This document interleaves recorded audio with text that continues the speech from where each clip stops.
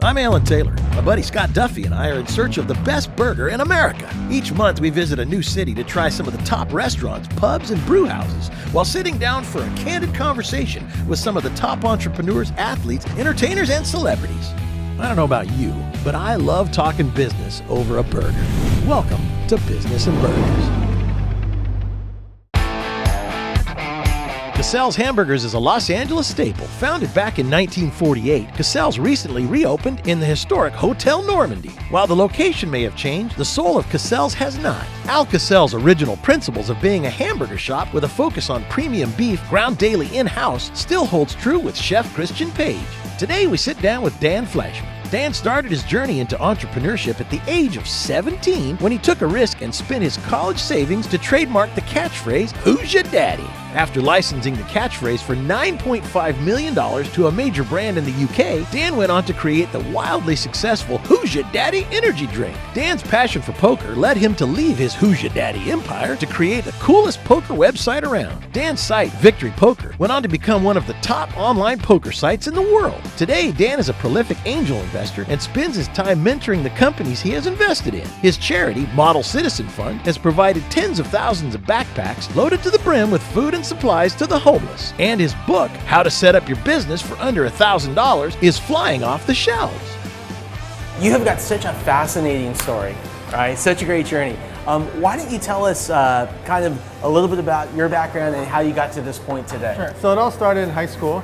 I was working 3 jobs and I saved up a bunch of money for college. Instead of putting the money into college, I saved my 43 grand. I actually ended up starting a company because I trademarked the catchphrase. Wait. Before you even go there, wait, you put aside your 43 grand. How did you make that money? So I was working 3 jobs simultaneously almost every day of the week. While you're going to high school? While I'm in high school. I was working at Ruby's Diner. I was working for an oldie discount stockbroker under the table. He was paying me $20 an hour, which was like, it's still good now. 15 years ago in high school, and and I was working at Qualcomm Stadium.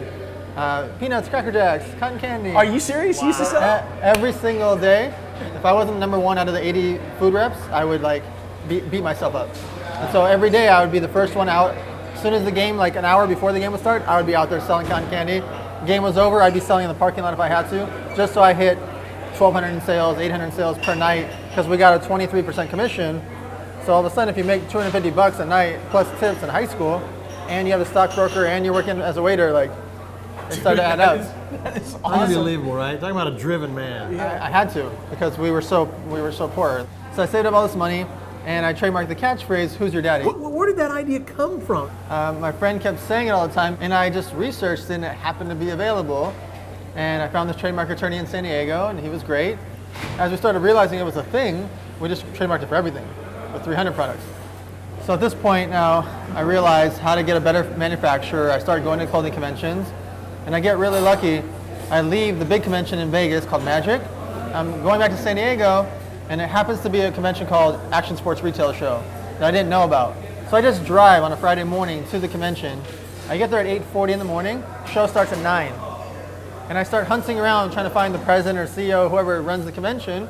They're obviously a bit busy because it's showtime. I happen to find the guy. I convince him to sell me a booth for $3,500. He kind of laughed at me at first. He's like, "Kid, like people order 3 months in advance. You're here at 8:45, right?" But he says that the booth I'm going to give you is right at the front check-in, but it's going to be really good for the first day, and there's not going to be a single person Saturday, Sunday. I said, "I'll take it. I don't care, because if I'm right by check-in, every single human has to pass by me, and I'll just work my magic." Yeah. I end up getting a bunch of orders there, so it goes well. But the best thing that happened is my next door neighbor booth is a $400,000 booth of Calvin Klein.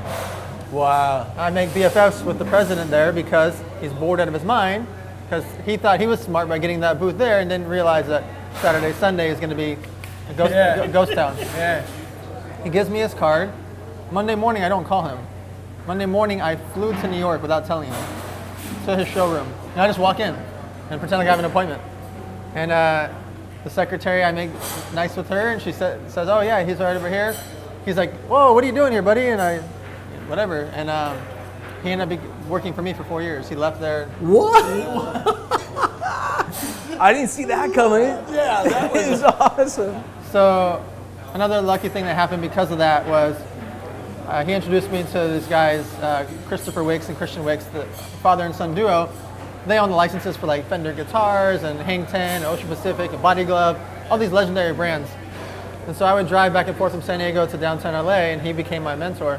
When we were only doing $1 million and change in sales, he got us a $9.5 million licensing deal from Starter Apparel just for the UK. So now all of a sudden we have this $9.5 million deal under our belt with a huge brand. And then when we were 23, a few years later, we're in thousands of stores now. We're 23 is when we launched the energy drink. And that's when it all changed. Because then I really didn't sleep. I went and knocked on every door, and I got us 43 distributors, Budweiser, Coors, Miller, Pepsi.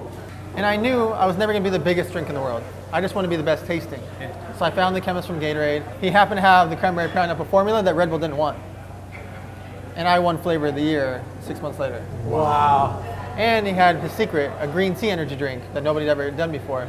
Remember, back then, Red Bull, Rockstar, Monster were all black or silver cans. I made bright yellow, bright red, bright green, so you could see it in the cooler. And I made it for $1.99 while they were $2.99. So that if you bought it and then you tasted it, you would actually rebuy it. So it's funny to see, it's cool to look at, but it's actually a real product. From there, I went and met with Ralph's, Albertsons, Costco, everybody, and we just, at Spearhead, I got into 55,000 retail stores in America by the second year. And today, an angel investor in how many companies? 24 companies. And a And couple how old are you now? I just turned 35. So you're like the old man of the sea at I'm this absolutely point. very old. Yes. With all of what you've done. Around all these little tech wizards, I'm ancient history. So how did you go from energy drink Sure. to online? So after the 10-year anniversary, I started when I was 17.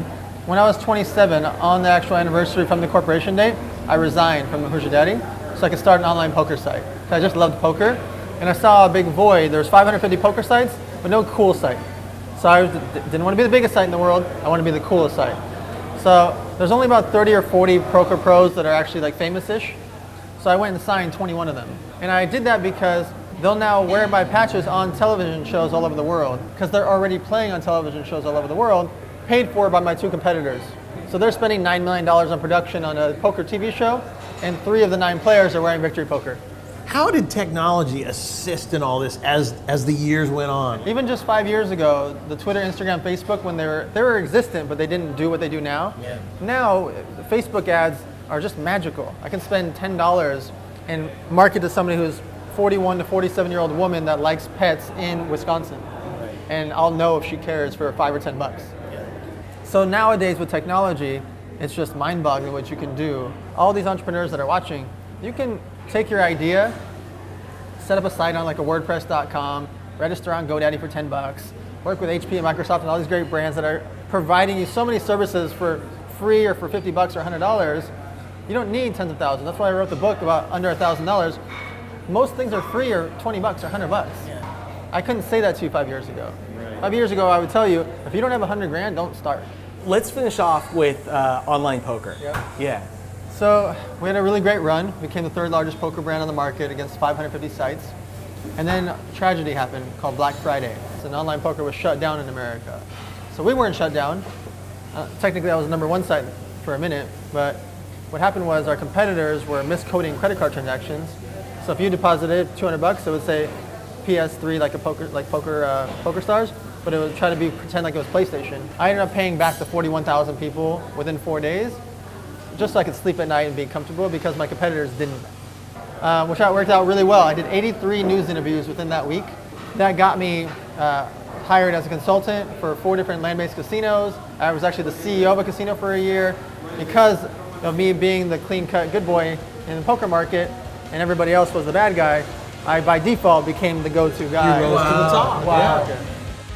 At Cassell's, they grind their Colorado Angus beef daily to provide the freshest, highest quality beef around. Today, Scott and Dan went for burgers topped with avocado and a fried egg. But I just had to try a tuna melt. I know. It's called business and burgers, but I just couldn't help myself. I love a good tuna melt. All right, so let's talk about this. You are an angel investor in 24 companies. What is the first thing that you look for in a company? What are you looking for? So one of the first things, my first reaction when somebody's trying to pitch me is I put the onus on them. Because every day I get 30 or 40 messages on Facebook, hundreds on Twitter, Instagram, emails. My best way to say no is by saying yes. I say, okay, send me So your the business best plan. way to say no is to say yes. Yes, you know why? Because then now they have to do work. Oh. When I speak on stage, I give out my phone number, my email. How many people call me? Wow. It's the same way when they pitch me, I say, okay, send me your business plan, your projections. I don't want a 40-page business plan. Send me a 10-page one. Just show me that you researched it and know what you're talking about. It's not just the idea in your head. And then call me on Monday. How many people call me? Barely any. So I say yes to thousands of people a year, but I only invest in 6 companies a year. Wow. The next thing I look at is why? Why do they need the money? And why do people care about what they're opening? And so I look for all the aspects. If they hit multiple things on the checklist, then I can write a check. In addition to being invested in all of these companies, you run pitch events in front of hundreds of people. Yeah, elevator night. Elevator night. If I am standing in front of a group of 500 people and I have 3 minutes to present as an entrepreneur, what do I really need to focus on and nail in those 3 minutes? So this one's easy because before every event I do a training session, like a crash course for entrepreneurs. Each of our events is 300 people, 12 startups, 5 minutes each. Nobody pays to attend and nobody pays to pitch. In the first minute, you say who you are, what you've done in your past. Minute 2, explain why your company matters. Why anybody in this room full of millionaires cares to cut you a check. Minute number 3, really explain the meat of who your competitors are, how big the market is, and what's going to happen when you come out. Minute number 4, how are you going to make this roll out and become a real thing? So minute 5 is wrapping all of it together, explaining how much you're raising and why, and what the value is to the investors and how to get a hold of you. And this doesn't have to cost a lot of money. I know you have a fantastic book that came out this year, and it's how to start a business for under $1,000. Yeah. So, I think there's a lot of people out there that think, first of all, before I get started, I have to go and raise a bunch of money and put together like all the resources and everything I'm going to need. But tell us about your book and your philosophy. So the main reason I created the book was there's just too many things to set up shop now that are free. Yeah. The only things that actually cost $1,000 that are in that book are your trademarks and corporations. If you haven't spent the time to do a business plan, which is free, and a SWOT analysis of what your strengths, weaknesses, opportunities, and threats are, and Google search your competitors and find out everything about them, good and bad, which is free. If you haven't done all those things first, why am I going to write you a check? Right. You know what it sounds like? Business 101 for millennials and new business in the new age, really. Yeah. Because things have changed, haven't they? It's just so much easier now. I think I could never do this stuff 5 years ago. Let's talk about your charitable work, because I love what you do and your mission. Can you share that with us? Sure. So basically I make these backpacks for the homeless. Each one has 150 items inside. Yeah. And essentially, I wanted something that was very straightforward and simple. So you've got everything from toothpaste to hand sanitizer. Socks is the #1 most requested item. So it has, half of it's about food and drinks, Okay. water and snacks. Yeah. And then the other half is like sunglasses, a poncho, a sleeping bag. First of all, how many of these backpacks have you given away? Tens of thousands. Tens of thousands of backpacks. Wow. And we're going to give people a way that they can get connected with you and the charity to contribute as well. But you know what? In a world of takers, you're such a giver, even to create this book, because it's absolutely true. It doesn't cost a lot of money. It doesn't take a lot of energy for people that watch this show. I gotta say, this is a tremendous resource. Appreciate it. Thank you for doing this. Another good deed from Dan Fleyshman. Everybody that watches the show, they can put in the code ELEVATOR and they can get the book for free. Brother, good to Pleasure. I'm gonna keep eating this burger. You eat your burger, man. You eat your burger. We're gonna finish up here. Thanks for being with us. Thanks for all that you do. Absolutely, thank you. Yeah, that's awesome. Dan has a remarkable drive, and hearing about his success so early in life left us with some serious food for thought. You don't need a ton of money to start your business. Get started today. An idea isn't enough. Have a business plan ready before approaching investors. Dan is proof Drive and Hustle can take you from minimum wage to a millionaire in a matter of years. Next time, we're back at Cassell's Burgers to meet with one of the smartest people in the world, Walter O'Brien. Walter, known by his hacker handle Scorpion, was a high IQ child prodigy who started programming at the age of 9 and was a national coding champion at age 16. Today, Walter runs Scorpion Computer Services, where he and his engineers create applications for the U.S. military and Microsoft, among others. Walter's life story is so interesting that CBS turned it into the hit show Scorpion. Hear his amazing story from Walter himself, right here next time on Business and Burgers.